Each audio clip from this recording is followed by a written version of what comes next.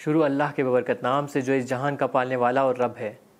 درود پاک ہو حضرت محمد مصطفیٰ، آپ کے آل پاک، آپ کے جانثار انصار اور اصحاب پر۔ ناظرین کرام، آپ دیکھ رہے ہیں پرائم کینیڈا ٹی وی اور میں ہوں آپ کا میزبان سید حسنین نقوی۔ ناظرین کرام، جیسے کہ آج 20 ماہ مبارک رمضان ہے اور 21ویں کی شب ہے، اور 21ویں کی شب منسوب ہے شہادت جانسوز حضرت امیر المومنین علیہ السلام سے۔ سب سے پہلے میں شہادت امیر المومنین علیہ السلام کی مناسبت سے تمام عالم اسلام کو تعزیت و تسلیت عرض کرتا ہوں۔ ناظرین کرام، ہمارا موضوع آج شہادت امیر المومنین علیہ السلام ہی ہے، اور اسی موضوع پر ہم گفتگو کریں گے۔ آج ہمارے ساتھ بہت ہی معزز مہمان جناب محترم مجتبیٰ علی جوادی صاحب موجود ہیں۔ السلام علیکم ورحمۃ اللہ وبرکاتہ۔ امید کرتا ہوں آپ خیریت سے ہوں گے۔ خدا کا شکر ہے، آپ بھی خیریت سے انشاءاللہ۔ جی محترم، ہمارا آج سب سے پہلا سوال یہ ہے کہ خود امیر المومنین علیہ السلام کی شہادت کے جو پس منظر حقائق تھے وہ کیا تھے؟ اعوذ باللہ من الشیطان الرجیم، بسم اللہ الرحمن الرحیم، وبہ نستعین وہو خیر ناصر و معین، وصلی اللہ علی محمد وآلہ الطاہرین۔ السلام علیک یا امیر المؤمنین علی بن ابی طالب۔ سب سے پہلے تو آج شب شہادت امیر المؤمنین ہے۔ وہ ہستی جو 2 دن پہلے جن پر ضربت لگی اور اس تکلیف کے بعد آخرکار آپ شہید ہوئے، اور جس طرح سے آپ نے فرمایا تھا کہ فزت ورب الکعبہ، کہ رب کعبے کی قسم آج علی کامیاب ہو گیا، یعنی علی اپنے رب سے ملاقات کے لیے نکل پڑا ہے، یعنی لقاء اللہ کا مرحلہ آ گیا علی کے لیے۔ علی اپنے ایمان کے ساتھ، پاک و پاکیزہ قلب کے ساتھ بارگاہ خدا کی طرف روانہ ہو گئے۔ سوال جہاں تک آپ کا ہے کہ اس کی شہادت کا، اس عظیم ہستی کی شہادت کا پس منظر کیا ہے؟ امیر المؤمنین علیہ السلام کی شہادت کے پس منظر کئی ہیں۔ کچھ پس منظر بہت دور کے پس منظر ہیں، صحیح۔ کچھ پس منظر ایسے ہیں جن کو ہم کہا جاتا ہے کہ یہ درمیانی ہیں، اور کچھ بہت قریب کے پس منظر۔ یعنی امیر المؤمنین کی شہادت کے لیے میدان اس وقت ہی جو ہے بننا شروع ہو گیا تھا کہ جب امیر المؤمنین نے اسلام کی خاطر عربوں کی دشمنی مول لینا شروع کر دی تھی۔ صحیح۔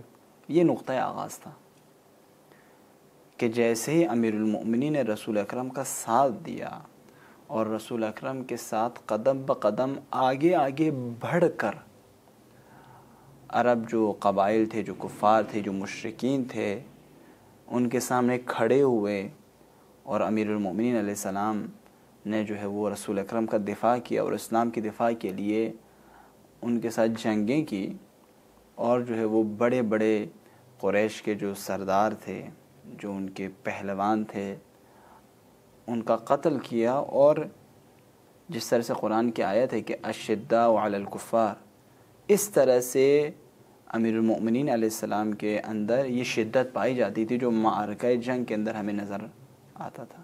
صحیح۔ یہاں سے آپ یوں سمجھیں کہ ایک زمینہ ہموار ہو گیا تھا امیر المؤمنین علیہ السلام کی مشکلات کا اور شہادت کا۔ یہ ایک بعید پس منظر ہے کہ جس کے اثرات آہستہ آہستہ آتے گئے، اور یہ حالات جو ہے وہ چلتے گئے۔ اور پھر دوسرا جو پس منظر ہم کہہ سکتے ہیں وہ واقعات تھے جو خلافت عثمان کے دور میں زیادہ تر ہوئے، خاص طور پر کچھ ایسے واقعات، کچھ ایسے حالات، اور خصوصاً بنی امیہ کو جب اقتدار کھلے عام ملنا شروع ہوا جناب عثمان کے دور میں۔ اور یہ بات کسی سے ڈھکی چھپی بھی نہیں ہے، تاریخی کتابوں کے اندر موجود ہے کہ جناب عثمان کے خلافت کے دور کے اندر بنی امیہ کو تقریباً جو ہے وہ پوری اسلامی سرزمین میں، خصوصاً آخری 6 سال کے اندر تو سیوطی نے تاریخ الخلفاء کے اندر ذکر کیا کہ اپنے چچا کے سارے بیٹوں کو انہوں نے لگا دیا تھا ہر جگہ پر۔ صحیح۔ اور جس کی وجہ سے بہت زیادہ اعتراضات، بہت زیادہ شور شرابہ، یہ ایک پس منظر تھا جو بنا بنیادی طور پر بنی امیہ کے ہاتھوں اقتدار آنا، اور بنو امیہ کی ایک تو ویسے بھی دشمنی بنو ہاشم سے پہلے سے بھی تھی تاریخی لحاظ سے بھی، اور اس کی ایک بنیادی کئی وجوہات بنو امیہ کی بنو ہاشم سے دشمنی. کچھ اس کا تاریخی پس منظر ہے جو بنیادی طور پر عبد الشمس کا جو بیٹا ہے امیہ، بعض کہتے ہیں بیٹا ہے، بعض کہتے ہیں بیٹا نہیں ہے، باہر کے بھی ایک اور تاریخی بحث ہے.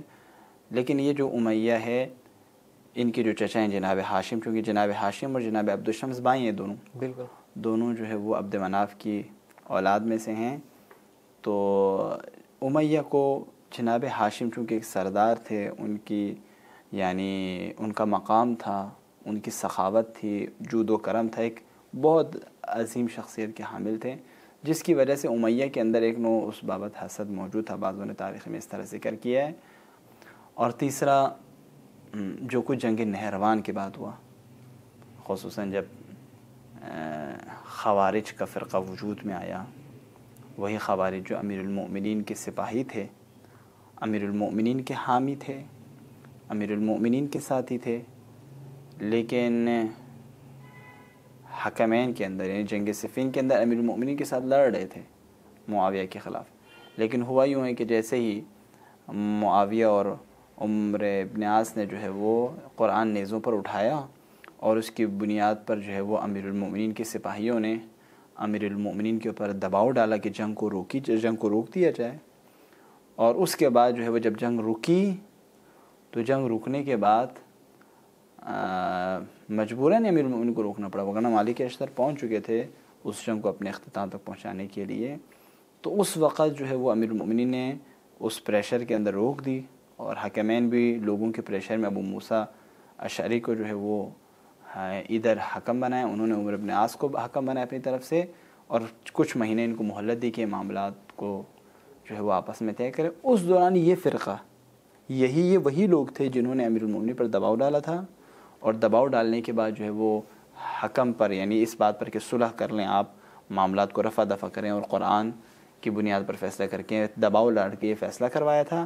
بعد میں انہیں پشیمانی ہوئی اور بعد میں امیر المؤمنین کو اکساتے رہے کہ اب تو آپ جنگ کریں، یہ تو غلط ہو گیا. امیر المؤمنین نے کہا یہ تو میں بھی کہہ رہا تھا غلط ہو گیا، لیکن تم لوگوں نے خود دباؤ ڈالا. ابھی تو معاملہ ایک معاہدہ طے ہو گیا، میں اس کو توڑ نہیں سکتا. ابھی جب تک یہ حکمین فیصلہ کیا کرتے ہیں اس وقت کا انتظار کرتے ہیں، پھر معاملات ہوں گے.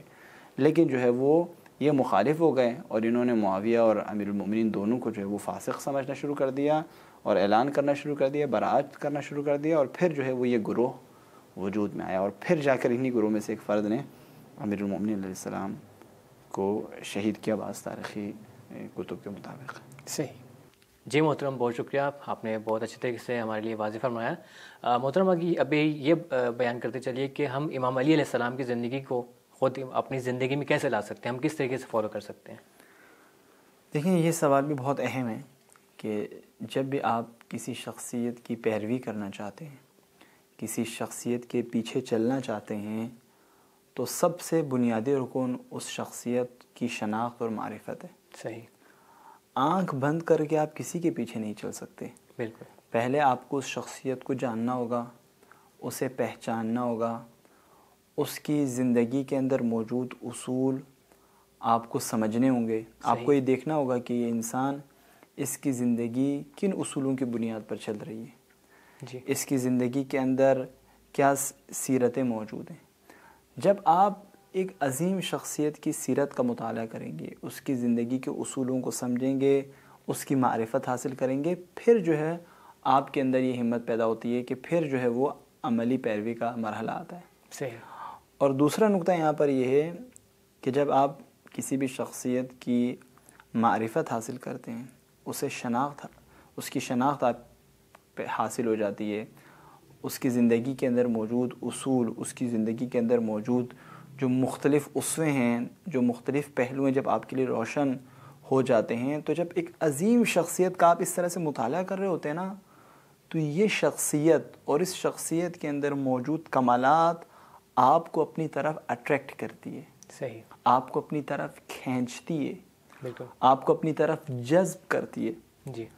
اور یہ پیروی کے عمل کو آسان کر دیتا ہے، کیونکہ ایک شخصیت کی طرف جاذبہ آپ کے اندر پیدا ہو گیا ہے.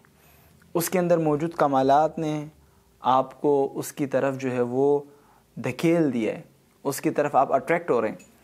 یہاں پر پھر اب آپ کا فریضہ بنتا ہے کہ جب یہ آمادگی آپ کے اندر آ گئی ہے معرفت کے بعد، یہ معرفت بنیادی چیز ہے، یعنی معرفت کے بعد یہ حالت آپ کے اندر پیدا ہوگی. صحیح. جب یہ معرفت ہو جائے اور جب یہ آپ کے اندر حالت پیدا ہو جائے، پھر آپ کو ارادہ کرنا ہے اور عملی طور پر اس شخصیت کو جو ہے وہ اپنانا ہوگا، اس کے اصولوں کو اپنانا ہوگا، اور اس کی جو گفتار ہیں، اس کے جو اقوال ہیں، اس کی جو نصیحتیں ہیں. کیونکہ جب انسان کوئی نصیحت کر رہا ہوتا ہے، کوئی بات کر رہا ہوتا ہے، تو در حقیقت یہ وہ ہستیاں ایسی نہیں ہیں کہ جو ایسی بات کریں جس پر خود عمل نہ کرتے ہوں. صحیح. تو یہ دراصل اپنی گفتگو کے ذریعے سے، خصوصاً امیر المؤمنین علیہ السلام کی گفتگو راہ گشا گفتگو ہیں، مشکل کشا گفتگو ہیں، ایسی گفتگو ہیں جو آپ کی اور میری زندگی کی مشکلات کو حل کر رہی ہوتی ہیں. بالکل. تو اور ایسی چیزیں ہوتی ہیں جن پر خود امیر المؤمنین عمل کر چکے ہوتے ہیں.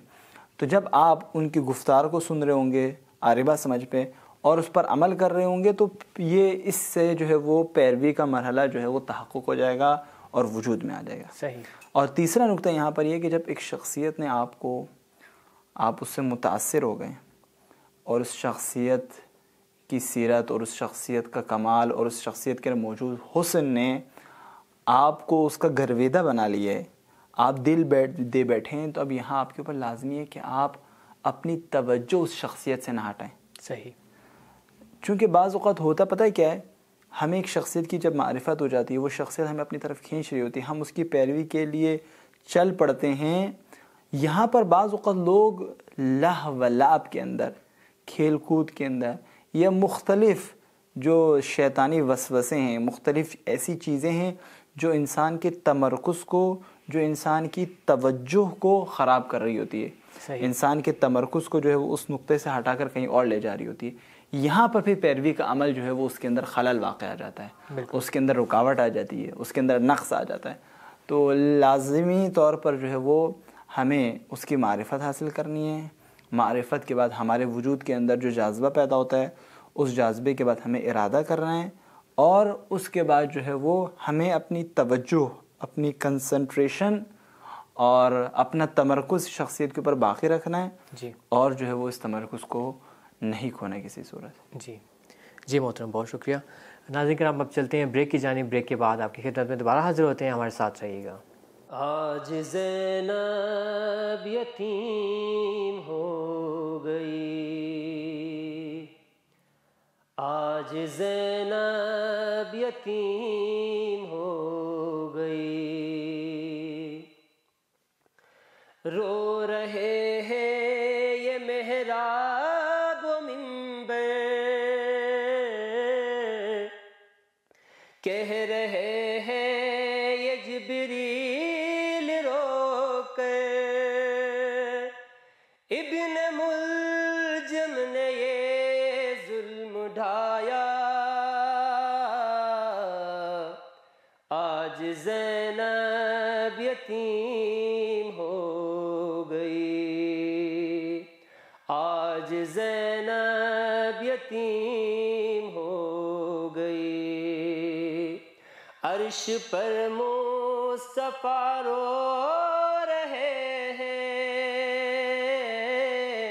سب کے سب انبیاء رو رہے ہیں، ہے فرشتوں میں کوہرام برپا، آج زینب یتیم ہو گئی، آج زینب یتیم ہو گئی. کیسی 19ویں کی سحر تھی یہ، سحر ایک غم کی پہر تھی، ابن ملجم ستم تو نے ڈھایا، آج زینب یتیم ہو گئی، آج زینب یتیم ہو گئی. کلثوم کو دے دلاسا اور تڑپتی ہے غم سے خدیجہ، مولا عباس کرتے ہیں گریا، آج زینب یتیم ہو گئی، آج زینب یتیم ہو گئی۔ کتنے ہیں لوگ کوفے میں سے جن کے دکھ درد مولا نے بانٹے، چھن گیا ان سے ان کا مسیحا، آج زینب یتیم ہو گئی، آج زینب یتیم ہو گئی۔ ناظرین کرام، وقفے کے بعد ایک بار پھر خوش آمدید درد سے اب ہم چلتے ہیں اپنے اگلے سوال کی جانب۔ محترم، جب امیر المومنین علیہ السلام کو حکومت ملی تو بہت سارے چیلنجز تھے امام علیہ السلام کے سامنے، تو امام علیہ السلام نے کیا اقدامات کیے اپنی حکومت کے اندر؟ دیکھیں، سب سے پہلا کام جو ایک بنیادی کام تھا امیر المومنین علیہ السلام نے، چونکہ جو چیزیں اور جو اسباب بنے کہ جس کی وجہ سے پبلک کے اندر نظام اسلامی کے بابت ایک عدم اعتماد کا ایک احساس موجود تھا کہ یہ نظام اسلامی اپنی شکل پر باقی نہیں رہ پا رہی اور قبائلیت کی رنگ جو ہے وہ اس کے اوپر آ چکی ہے اور یہ آگے بڑھ رہی ہے، تو امیر المومنین نے آتے ہی اس رنگ کو ختم کرنے کی کوشش کی، سارے گورنر معزول کر دیے، صحیح، سوائے ایک آدھ کے۔ معاویہ شام میں موجود تھا اور ابو موسیٰ اشعری بصرہ کے اندر موجود تھا، اس کے اپنے کچھ اسباب تھے جس کی وجہ سے باقی تمام گورنر معزول کر دیے، نئے گورنرز لے کر آئے، وظیفے کا سارا نظام چینج کر دیا اور ہر کسی کو جو وظیفہ جو ہے وہ مساوی کر دیا، اپنے گورنرز پر سختی شروع کر دی، یعنی حتیٰ کسی کی بھی شکایت گورنر کے بارے میں کہیں سے بھی شکایت آتی تو امیر المومنین نامہ لکھ دیتے تھے اور کہتے تھے کہ تم سے یہ امید نہیں تھی، اور بہت سختی کرتے تھے معاملات کے اندر اپنے گورنرز کے اوپر۔ مال غنیمت کے اندر بھی بہت احتیاط سے کام لیتے تھے، کیونکہ باقی دور میں تو ہوتا تھا کہ اشرافیہ جو تھی، جو بعض قبائلی کے سردار تھے، ان کو تھوڑا زیادہ ملتا تھا، یا ایک تھا آپ نے سب کو مساوی کر دیا، عرب اور عجم کا ہر چیز مساوی کر دیا، جس کی وجہ سے بہت سارے عربوں کے اندر، بہت سارے لوگوں کے اندر ہوا کہ یہ آپ کیا کر رہے ہیں۔ امیر المومنین نے کہا عدالت کا تقاضا ہے۔ آپ بنیادی طور پر کرنا کیا چاہ رہے تھے؟ آپ یہ چاہتے تھے کہ اسلامی نظام کا ایک رول ماڈل ان کے سامنے ایک پکچر آنی چاہیے، صحیح، چونکہ ان کے ذہنوں کے اندر رسول اکرم کا جو نظام اسلامی تھا جس کی بنیاد عدالت پر تھی وہ محو ہو چکی تھی ایک طرح سے اس پورے عرصے کے اندر، اور جو خصوصاً معاویہ اور بنو امیہ کی حکومت کے لیے جب میدان ہموار اور یہ سارا، تو آپ کیا کرنا چاہ رہے تھے؟ آپ ایک ٹرینڈ، ایک رول ماڈل پھر سے کرنا چاہ رہے تھے، لہٰذا آپ نے کیا کیا، وہ جو بالکل نیچے کی طرف جا رہی تھی ایک دم کھینچ لیا اوپر، ہر چیز کو اپنی جگہ پر رکھنے کی کوشش کی، اس سے تحمل نہیں کر سکے لوگ، چونکہ لوگوں میں آمادگی نہیں تھی۔ امیر المومنین کو معلوم تھا یہ بات، اس لیے امیر المومنین نہیں چاہ رہے تھے کہ سنبھالے، لیکن جب حجت تمام ہوئی، جب لوگوں نے کہا، پھر امیر المومنین معاملات کو دیکھے، اور چونکہ اسلام اس وقت ضرورت تھی، تو آپ نے ایک اسلامی نظام کا جو ہے وہ رول ماڈل سیٹ کرنے کی کوشش کی، اس بنیاد پر یہ سارے اقدامات آپ نے کیے، اور اس کے بعد پھر جو بغاوتیں پیدا ہو رہی تھیں، سب سے پہلے تو آپ نے جو تمام گورنرز کو معزول کیا، اس کے بعد شام میں معاویہ کو، اور آپ نے دیکھیں امیر المومنین نے کوئی بھی جنگ شروع خود سے نہیں کی، امیر المومنین علیہ السلام نے پہلے سب کو خطوط لکھے، معاویہ کو بار بار خط لکھ کر یہ کہا کہ آپ تسلیم ہو جاؤ، اور معاملات اس طرح سے نہیں ہے جس طرح سے یہ معاملات چل رہے، لیکن معاویہ کا لب و لہجہ سب کو معلوم ہے کہ وہ کس طرح سے تھا۔ امیر المومنین نے خطوط لکھے، پیار سے بھی سمجھائے ہر طرح سے، لیکن اس کے بعد جب یہ نہیں ہوا تو پھر آپ جنگ کے لیے آئے، اور پھر آپ نے صراحت کے ساتھ جو ہے وہ باتیں کی، اور جو ہے وہ دو ٹوک الفاظ کے اندر ان سے گفتگو کی۔ اسی طرح سے جنگ جمل کے اندر جب طلحہ، زبیر، یہ لوگ جنہوں نے خود زور لگا کر امیر المومنین کو کہا تھا کہ آپ خلافت قبول کریں، لیکن جب انہوں نے بھی دیکھا کہ امیر المومنین علیہ السلام بالکل تیار نہیں ہے ہمیں کوئی پوسٹ دینے کے لیے، صحیح، آری بات سمجھ میں، تو یہ بھی مخالف ہو گئے، اور پھر جنگ جمل اور یہ حالات پیش آیا. وہاں بھی امیر المومنین نے پہلے افراد بھیجے, اپنا نمائندہ بھیجا, جا کے کہا کہ ان سے بات کرو, یہ نہ ہو. لیکن جب بغاوت پہ اور طغیانی کے اوپر اصرار رہا تو پھر جو ہے وہ امیر المومنین علیہ السلام کو ان کے ساتھ بھی جنگ کرنی پڑی. اور اس کے بعد پھر یہ خوارج کا گروہ کہ جو خود جنگ صفین کے اندر امیر المومنین کے ساتھ تھا. تو آپ دیکھیں کہ ایک ایسا دور امیر المومنین کا, اتنے چیلنجز ایک ساتھ, اور اسلام ایک ایسے بھور کے اندر ہے کہ اب آپ دیکھیں انہی ادوار کے اندر یہ ہستی جنگ کر رہی ہے, انہی ادوار کے اندر یہ ہستی خطبے دے رہی ہے, یہ ہستی حکمتیں بیان کر رہی ہے. اسی ادوار کے اندر اس ہستی کا تقوی, اس کا زہد, اس کا اپنا کھانا پینا دیکھیں, جو کی روٹی. اسی ادوار کے نزدیک یہ اپنی عدالت اور جو ہے وہ عدالت کی بنیاد پر نظام اسلامی کا چہرہ لوگوں کے سامنے پیش کر رہی ہے. اب جب امیر المومنین نے اس طرح سے اتنے سارے مسائل کے اندر, چونکہ مسائل تھے اور ان مسائل میں ہاتھ بھی ڈالنا تھا, چونکہ وہ مسائل ایسے نہیں تھے کہ ان کو آپ چھوڑ سکتے ہیں اس طرح سے. لوگ آ کر امیر المومنین کو مشورہ دیتے کہ آپ تھوڑا ہاتھ ہلکا رکھیں تو معاملات ٹھیک ہو جائیں گے. امیر المومنین فرماتے تھے کہ میں ظلم نہیں کر سکتا, یعنی تم یہ چاہتے ہو کہ میں اپنی حکومت کو برقرار رکھنے کے لیے ظلم سے صرف نظر کروں, ان چیزوں سے صرف نظر کروں نا. تو لہٰذا آپ نے یہ تمام چیزیں کی. لیکن مشکلات کیا, لیکن مشکلات کے اندر جو سب سے بڑا مسئلہ تھا جس کی وجہ سے امیر المومنین شہید ہوئے اور حکومت امیر المومنین آگے نہیں بڑھ سکی, وہ یہ فرق تھا امیر المومنین اور امت کے درمیان کہ امیر المومنین خدا کے لیے اس امت کو چاہتے تھے, لیکن یہ امت کے اندر ایک بڑی تعداد میں لوگ اپنے مادی مفادات کے اہل امیر المومنین کو چاہتے تھے. لہٰذا کئی امیر المومنین کے ایسے گورنر تھے کہ پیسے لے کے بھاگ جاتے تھے, کچھ کام کر کے بھاگ جاتے تھے, اور بھاگتے کدھر تھے؟ شام. یعنی سب کے لیے وہاں پر ایک امن کی جگہ تھی کہ بھائی اگر مومنین سے جان چھڑانی ہے تو ادھر چلے جاؤ. بالکل. اور یہ کام ہوتے تھے. لیکن امیر المومنین علیہ السلام جو ہے وہ انصار کی کمی, انصار کی قلت, لوگوں میں آمادگی نہیں تھی, اور اسی وجہ سے آپ دیکھیں آخری ایام کے اندر امیر المومنین علیہ السلام بہت زیادہ جو ہے وہ تکلیف میں تھے. اس کی بنیادی وجہ یہ تھی کہ لوگوں کو کہتے تھے کہ اٹھو, لیکن لوگوں کے اندر خستگی تھی. امیر المومنین فرماتے تھے کہ یہ وقت خستگی کا نہیں ہے, یہ وقت تھکاوٹ کا نہیں ہے, یہ وقت اٹھنے کا ہے, یہ وقت فتنے کو دبانے کا ہے.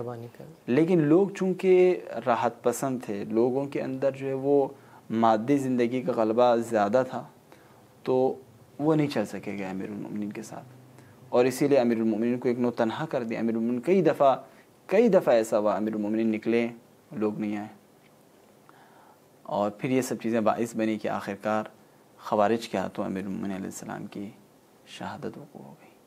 صحیح. جی محترم, بہت شکریہ, آپ نے اپنے بہت ہی قیمتی اوقات میں سے ہمارے لیے وقت نکالا.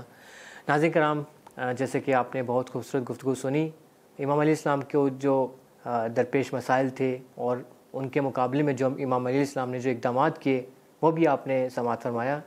ناظرین کرام, اب یہاں پر ہمارے پروگرام کا وقت تمام ہوا جاتا ہے. اگلے پروگرام تک کے لیے اجازت دیجیے. اللہ حافظ. خدا نگہدار. نکلا ہے جنازہ کوئی اللہ کے گھر سے, نکلا ہے جنازہ کوئی اللہ کے گھر سے, افلاک میں ایک شور ہے ماتم کے اثر سے, نکلا ہے جنازہ کوئی اللہ کے گھر سے. افسوس کی مسجد میں نمازی گیا مارا, افسوس کی مسجد میں نمازی گیا مارا, کچھ کم نہیں یہ حشر قیامت کے اثر سے, نکلا ہے جنازہ کوئی اللہ کے گھر سے شبیر کو یاد آ گئی خود اپنی سکینہ شبیر کو یاد آ گئی خود اپنی سکینہ زینب کو ہٹایا گیا جب لاش پدر سے نکلا ہے جنازہ کوئی اللہ کے گھر سے عباس ذرا زینب مضطر سے خبردار عباس ذرا زینب مضطر سے خبردار فریاد میں ہٹ جائے نا چادر کہیں سر سے نکلا ہے جنازہ کوئی اللہ کے گھر سے ہاں بھول نہ جانا انہیں کوفے کے مکینوں ہاں بھول نہ جانا انہیں کوفے کے مکینوں گزریں گی یہ شہزادیاں اس راہ گزر سے نکلا ہے جنازہ کوئی اللہ کے گھر سے افلاک میں ایک ہی شور ہے ماتم کے اثر سے